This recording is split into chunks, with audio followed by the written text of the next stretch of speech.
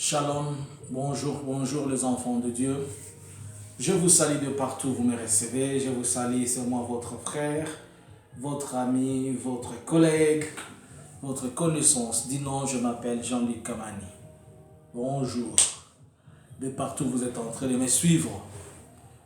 Ce matin, par la grâce, et cet après-midi, par la grâce de Dieu, j'ai quelques minutes et quelques secondes à parler avec quelqu'un. Je vais parler de la part du Seigneur de quelque chose que je trouve important que nous sommes en train de souvent négliger, et j'aimerais que la grâce de Dieu te permette de comprendre ce que je vais te dire. Éternel, je prie et je me remets moi-même entre tes saintes mains. Je remets ces moments où je vais avoir un dialogue avec tes enfants, que tu puisses les dominer et que tu puisses être au-dessus de toutes ces choses au nom de Jésus. Amen. Par la grâce de Dieu, bien-aimés, nous sommes en train de pouvoir échanger quelque chose que je trouve si important et que je trouve tellement important pour l'Église corps de Christ. La Bible dit Christ a donné, il nous a donné un ordre suprême. Il a dit, allez, faites de toutes les nations mes disciples, les baptisant au nom du Père, du Fils et du Saint-Esprit. Et si tu lis bien ces versets, il n'a pas dit, allez, que l'on fasse des associations, que l'on fasse des fanatiques, et que l'on fasse de toutes les nations des disciples. Et s'il a demandé à ce que l'on fasse de toutes les nations des disciples, c'est-à-dire, il a demandé que nous allons vers les gens, que nous allons vers les nations, que l'on découvre, qu'on les amène à découvrir, à accepter le royaume de Dieu. Mais ce qui se passe dans nos églises et dans la foi chrétienne, on ne va jamais vers les nations. Il a dit, allez faites de toutes les nations. Mais on va déjà vers les gens qui sont sauvés. C'est-à-dire, tu vas évangéliser quelqu'un qui est dans l'église, soit Restoration, tu l'amènes soit dans l'église La Voix, tu es de l'église, soit, je ne sais pas, tu peux t'appeler comment. Si tu es dans une église qui s'appelle je ne sais comment, tu vas là-bas, tu vas évangéliser quelqu'un d'autre. Et vous dites que nous disons que nous tous les jargons qu'on utilise, nous avons été dans l'évangélisation, on a gagné des âmes, on a fait ceci, on a fait cela. Non. Ça, vous pouvez le faire même pendant 10 ans et vous n'avez rien fait. Je vais vous montrer quelque chose. Je l'ai montré un jour, mais je vais revenir sur ça. La semaine qui vient de s'écouler, aujourd'hui nous sommes le 3, si je m'abuse, le 3 juillet. La semaine qui vient de s'écouler, je rentrais à la maison, juste je suis arrivé, quand j'ai checké ma boîte aux lettres, j'ai trouvé quelque chose comme ça. Ça c'est un laps de la poste, et à l'intérieur, il y a mon adresse, il y a tout. C'est plus que je ne peux pas zoomer pour que vous le voyez. Mais à l'intérieur, j'ai trouvé ceci. J'ai trouvé ceci. Vous voyez ce que j'ai trouvé? Si vous les regardez, vous voyez, ce sont des écritures arabes. Et si vous ouvrez à l'intérieur, regardez. Il y a presque tout. C'est-à-dire, ils sont entrés, ce sont des livres d'arabe. Et quand j'ai cherché à savoir celui qui a envoyé ça, d'où ça venait, j'ai trouvé que ça venait de la poste ici en Suède. Je suis en Suède. C'est juste, il y a une association des églises, une association musulmane qui est en train d'épanouir sa langue et sa religion. Vous voyez la preuve? Et je ne sais pas comment ils sont tombés sur mon adresse, mais au moins ils ont la facilité de distribuer ça dans le poste. Ça fait quoi? Ça constitue l'évangélisation. Ça, c'est l'évangélisation. Chez les Arabes, ils appellent ça, ils peuvent, comme en français, on appelle ça la croisade, c'est-à-dire la guerre de conquête. Une guerre de conquête d'évangélisation, une guerre de conquête de foi. Et en arabe aussi, on appelle ça muadhara. Muadhara pour dire croisade, des grandes plénières ou bien des contacts individuels. Et vous allez remarquer qu'ils mettent beaucoup de fonds dans ceci. Ils mettent beaucoup d'argent. ce que peut-être vous négligez, ce que nous prenons avec légèreté, les autres les considèrent. J'ai lu il y a une semaine, quelqu'un m'a envoyé un message que j'ai lu, c'était une vidéo où j'ai vu la communauté musulmane de la Belgique qui était en train de revendiquer des sièges au Sénat et au Parlement, puisqu'ils disent qu'ils ont un grand nombre de musulmans déjà en Belgique et que par ces faits, ils vont chercher à entrer pour qu'ils imposent le charia, c'est-à-dire la loi musulmane, qu'elle soit aussi considérée comme une législation logique. Or, il y a une institution qui s'appelle ICC, c'est souvent celle qui traite des questions dont les organisations internationales de sécurité sont toujours derrière eux. Et cette ICC, c'est l'ensemble du corps ou bien des groupes, le corps international des regroupements de tous les musulmans, qui sont entrés. J'ai vu une prévision qu'ils ont. D'ici 40 ans, ils aimeraient faire de l'Europe un continent aussi islamisé. Est-ce que cela est impossible? Je te dirais que cela est possible. Je ne suis pas en train de donner leurs informations, mais je suis en train de t'amener à comprendre quelque chose. En 2013, Obama avait fait un tour d'Europe. Et je me souviens, il était venu ici en Suède. Il a dit au gouvernement suédois de donner l'asile aux Arabes facilement. C'est pourquoi vous allez remarquer que tous ceux qui viennent des pays de la Syrie et tout ça, qui viennent de la guerre, on les donne cela. Pourquoi? Puisque en 2000, il y avait une discussion dans l'Union européenne. Vers les années 2000, il y avait une discussion à l'époque, avant qu'elle soit grande comme elle est aujourd'hui. Les Arabes se plaignaient et disaient que quand les leurs sont en guerre, ils fuient vers l'Europe, on ne les reçoit pas.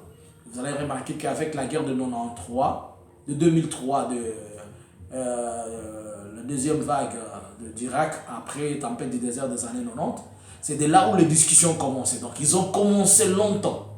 Ils ont commencé à discuter. Et c'est ce qui fait que vous allez remarquer, même quand vous allez demander l'asile et qu'il y a un arabe, on accorde à l'arabe facilement. Puisque derrière ça, il y avait un deal. Ils avaient dit, vous prenez le pétrole chez nous, mais vous ne voulez pas protéger le nôtre. Alors, vous protégez nos familles lorsqu'ils sont en problème et vous faites le business avec nous. Et ça a été un deal au niveau international. Et c'est ce qui se passe jusqu'aujourd'hui. Mais ils en profitent derrière ça. Ils en profitent pour amener la religion. Ils en profitent pour imposer les leurs. Par exemple, ici dans le pays où je suis, en fait, et la première de notre langue nationale, c'est le suédois. Il y a aussi le second qui est l'anglais. Mais vous allez remarquer qu'un peu, il y a des endroits où l'arabe est considéré comme une troisième langue, puisqu'ils interprètent des choses même en arabe. Même à l'école, on apprend, il y a un interprète arabe. Donc c'est pour dire qu'ils sont en train de travailler. Ils ont pris la part de ce qui est de l'air pour amener leur évangile. Mais nous, les chrétiens, la seule chose que nous savons faire, nous avons eu cet ordre-là, à l'effet de toutes les nations, les disciples. Nous avons cette grâce et cette faveur. Tu ne peux pas demander à quelqu'un de parler de Jésus, il va refuser, il peut te donner ne fût-ce que 5-10 minutes. Il accepte, il écoute. Mais nous, les chrétiens, la seule chose que nous savons faire, c'est nous combattre entre nous, nous diviser, nous briser. Je me pose la question, les églises sont là, mais quand tu poses la question dans cette église, vous avez combien d'évangélistes? On te dit que tout le monde est évangéliste, mais tout le monde est évangéliste, mais pose la question, l'église n'a que 10 personnes, 20 personnes. On ne sait pas exploiter les évangélistes. Je vais choquer quelqu'un. Est-ce que vous savez qu'il n'y a pas de pasteur sans évangéliste? Je vais te choquer en te disant ceci. Il n'y a pas de pasteur sans évangéliste. Le pasteur va être pasteur de quoi? De quelle brebis? Si l'évangéliste n'est pas parti pécher. Le rôle de l'évangéliste, ce n'est pas l'église. Le rôle de l'évangéliste, c'est aller chercher, aller amener les disciples dans les seigneurs. Même lorsqu'on fait des croisades, si on peut appeler ça des conventions.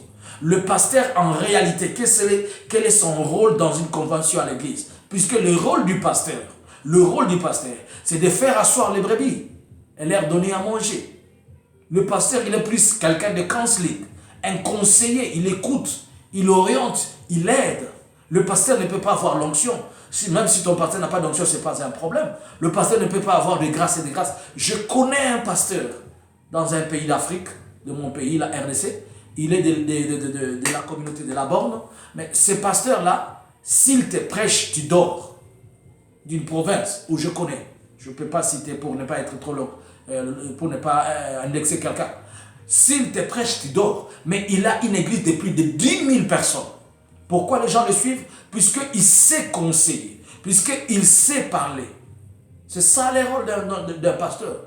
L'évangéliste, son rôle, ce n'est pas qu'on lui donne la chair le dimanche. L'évangéliste, c'est qu'il aille dehors, qu'il aille chercher les brebis égarées du Seigneur pour que ce brebis entre dans l'église. Et l'église, maintenant, c'est les pasteurs et aux docteurs qui doivent enseigner et faire asseoir ces gens dans l'église.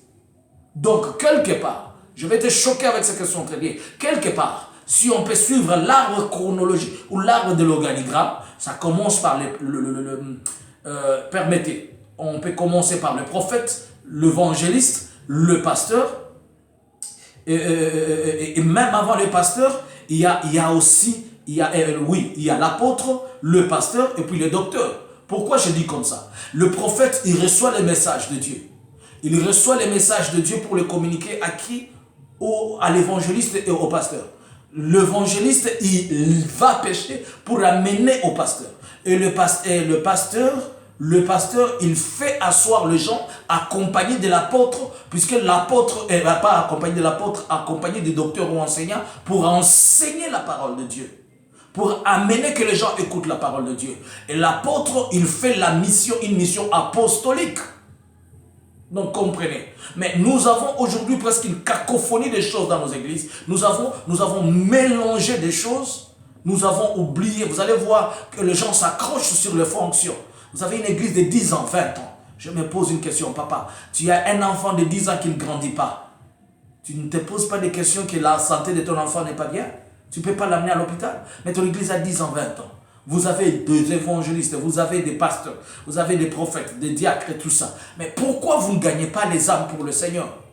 Les gens ont honte de sortir dehors pour prêcher. Les gens ont honte d'aller prêcher puisqu'ils te disent et en Europe on ne prêche pas, on ne fait pas quoi? Nous prenons tout notre temps à être concentrés, coincés. C'est pourquoi nous sommes en train de nous quereller inutilement. Est-ce que vous savez que cette église, l'église musulmane, elle est divisée? Est-ce que vous le savez? Si vous ne le savez pas, je vais vous informer.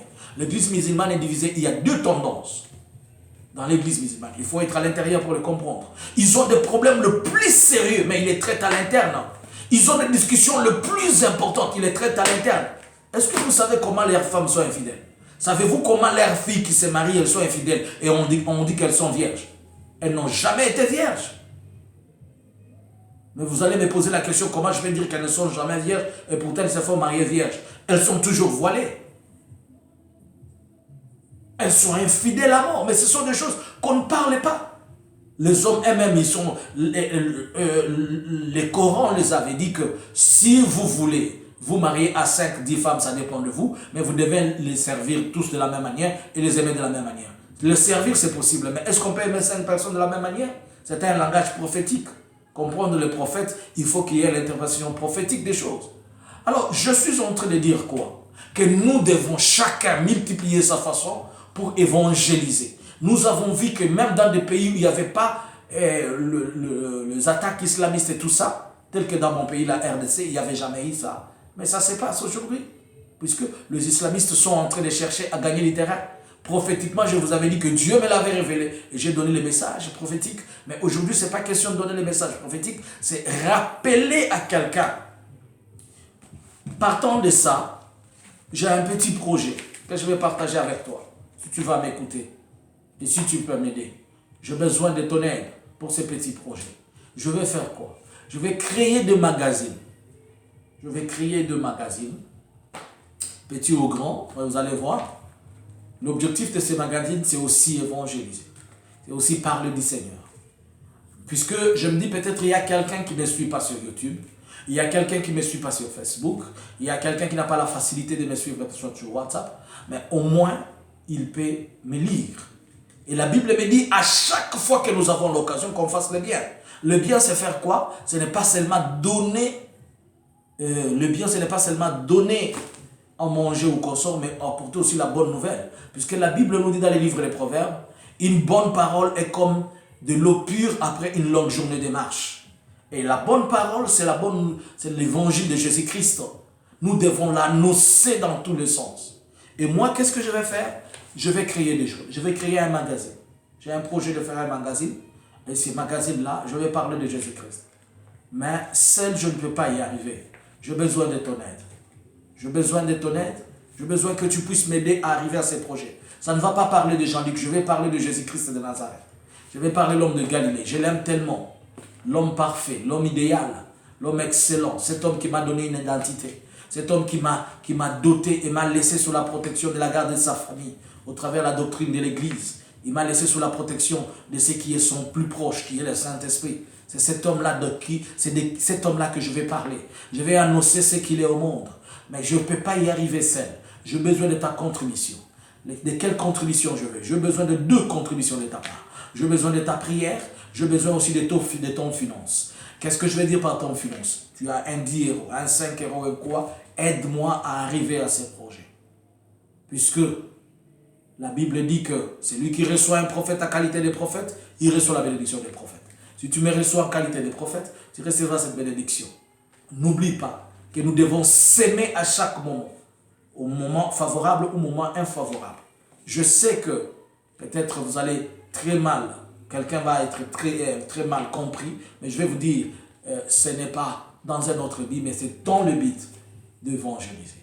Vous savez qu'aujourd'hui, Christ nous avait dit, je vous ai laissé comme des brebis au milieu des loups. Et les loups sont en train de chercher nous ravir. On est en train de tuer qui on peut parmi les hommes de Dieu. On est en train de briser qui on peut. Mais moi, je te demande que ta prière me soit accordée et que tu me donnes tes finances pour que j'arrive à ce projet. Pour me contacter, tu me cherches sur mon WhatsApp, le plus 46 73 95 76 742. Tu me trouves une box, tu vas m'écrire, tu vas discuter avec moi à propos de ça. Bien-aimé dans les Seigneur, parlons de Jésus-Christ. Christ a dit, si tu as honte de moi devant les hommes, j'aurai honte de toi devant mon Père. Si vous ne savez pas, dans l'église, vous devez avoir le gagneur d'âme. Vous devez avoir l'équipe, cette équipe d'évangélisation qui doit chaque fois évangéliser. Posez-vous la question, nous sommes combien de chrétiens en Europe, en Afrique, dans le monde? Nous sommes combien? Mais la seule chose qui nous empêche, puisque nous ne sommes pas réactifs, mais les autres utilisent tous les moyens. C'est puisque nous, on ne peut pas les faire par force, mais nous avons la grâce de Dieu. Je voulais partager avec toi ce message. Arrêtez de vous combattre, de vous détruire. Un jour, je suis arrivé dans une ville, quelqu'un qui ne me connaît pas. Dans 2 minutes seulement, il m'a sali sans pour autant me connaître.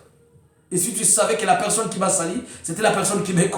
Des fois, quand j'apprends, quand j'écoute cette histoire, je me mets à rire.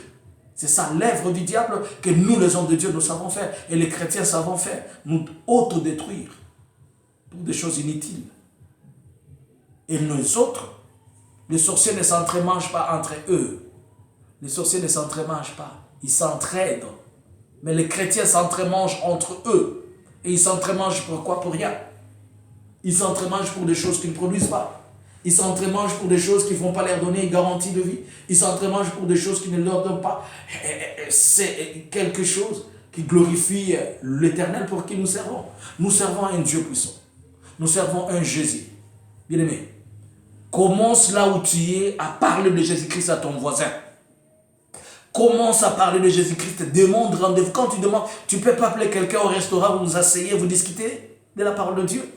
Tu ne peux pas demander à quelqu'un de le visiter, de vous asseoir, je ne sais pas, comme sous le soleil quelque part là-bas, sur un banc, vous le dites, vous lui parlez de Jésus. Vous savez ce qui est bon avec le Seigneur. Quand vous parlez de Jésus, c'est comme une sémence. Vous la laissez tomber. J'ai donné un témoignage un jour. Un jour, j'étais en train de faire, nous étions en train de faire des croisades ouvertes avec des amis. Et pendant que moi, j'étais au-dessus du camion, on était en train de prêcher parce qu'on avait une vanne et on se tenait debout. J'étais au-dessus du camion, j'étais en train de prêcher. Pendant que j'étais en train de prêcher, quelqu'un est venu nous verser de l'eau. Il nous a chassés. Nous étions dans un rond-point. Mais on a appelé la police les avait dit, ils ne vous ont rien fait. Ils étaient là, ils étaient en train de parler de leur truc. Qu'est-ce qu'ils vous ont fait? Si vous avez le droit, vous pouvez dire qu'en Europe on ne le fait pas. Vous avez un droit, vous pouvez demander l'autorisation. Sortir dehors, ne pas déranger les gens. Vous pouvez sortir, je peux vous montrer de plusieurs stratégies comment les faire. Puisque j'en ai fait plusieurs fois, j'ai fait des jours, je me suis tenu devant. Ce n'est pas seulement en été, même en hiver, j'étais dehors pour prêcher la bonne nouvelle, pour annoncer l'évangile de Jésus-Christ, distribuer des livres, distribuer des Bibles, distribuer des tracts aux gens. C'est pourquoi je vous dis, il faut l'argent. Puisque vous savez, tout ça, c'est de l'argent. La Bible, ça s'achète. Une Bible coûte au moins 3 $. Il y a des Bibles de 3 $, 5 $, 20 $. Mais si j'ai besoin de Bibles, je dois les acheter. Le Nouveau Testament, ça s'achète. Le tract qu'il faut faire, ça s'achète. Le dépliant, le flowers qu'il faut faire, ça s'achète. Tout ça, c'est de l'argent. Et le ministère en soi, il demande l'argent. L'œuvre de Dieu demande l'argent. S'il y a quelqu'un qui comprend que le Seigneur a besoin d'être évangélisé, il doit aussi aider. Vous savez une chose? Rappelez-vous de cette femme qui est venue pleurer au pied de Jésus-Christ. Christ lui a dit, partout on parlera du nom de Jésus, partout on parlera de l'évangile, on citera le nom de cette femme. Et quand moi je vais évangéliser, avec ton appui, avec ton assistance, tu seras aussi bénéficiaire de ce ministère-là. Et alors, mon témoignage c'est quoi? Nous étions là en train de prêcher, on nous a versé de l'eau, et je t'ai mouillé, je continue à prêcher, Quand je finis mon message, je suis descendu sur le camion. Et on est sorti pour aller acheter à manger dans un supermarché. Lorsqu'on est arrivé dans le supermarché, on a sorti l'argent pour payer. La caissière nous a dit non, ne payez pas, je vais le prendre à mes frais. Il nous a dit ceci. C'est vous qui étiez en train de prêcher là? On a dit oui. Il a dit nous vous avons entendu, revenez encore. On a encore besoin de ces messages. J'étais ici, mais je vous suivais. Vous comprenez les effets du message de Dieu. Quand vous parlez de Jésus-Christ, il y a la conviction de cet esprit qui accompagne le message. Et le message va toucher qui il faut. Et il va revenir vers vous plus tard. C'est ce que le roi Salomon a dit dans la sagesse. Jette ton pain sur l'eau. Et avec le temps, le fleuve ou le vent les ramènera. Quand tu fais un bien pour Jésus-Christ, plus tard, tu bénéficieras. Et n'oublie pas, toi tu payes à s'aimer et l'autre vient cultiver. Tout ça c'est pour l'œuvre de Dieu, comme dit la Bible. Tel a sémé et Apollos a fait ceci.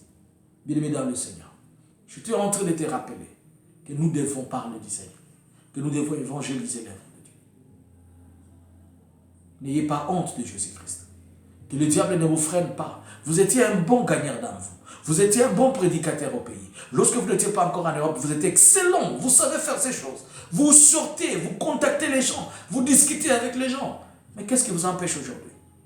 Qu'est-ce qui vous empêche? Est-ce que vous oubliez que la Bible dit « Maudit soit l'homme qui fait l'œuvre de Dieu avec négligence » Tu aimerais recevoir la malédiction de Dieu? Je ne crois pas. J'étais juste en train de te rappeler que nous devons parler de la part du Seigneur.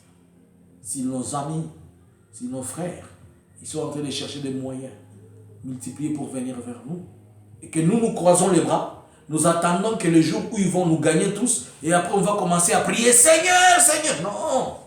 Il y a un temps pour tout. Nous devons prier. Pendant cette période, c'est le meilleur des moments. Nous sommes au mois de juillet jusqu'au mois de septembre. On aura la facilité de sortir et de faire des contacts avec les gens. Faire des one-to-one, ce qu'on appelle le face-to-face, one-to-one. Si vous pouvez aller, toquer, demander, poser, donne-toi dans ton calendrier, si tu te donnes seulement 1 heure la semaine pour aller chercher quelqu'un, pour contacter quelqu'un, c'est trop important.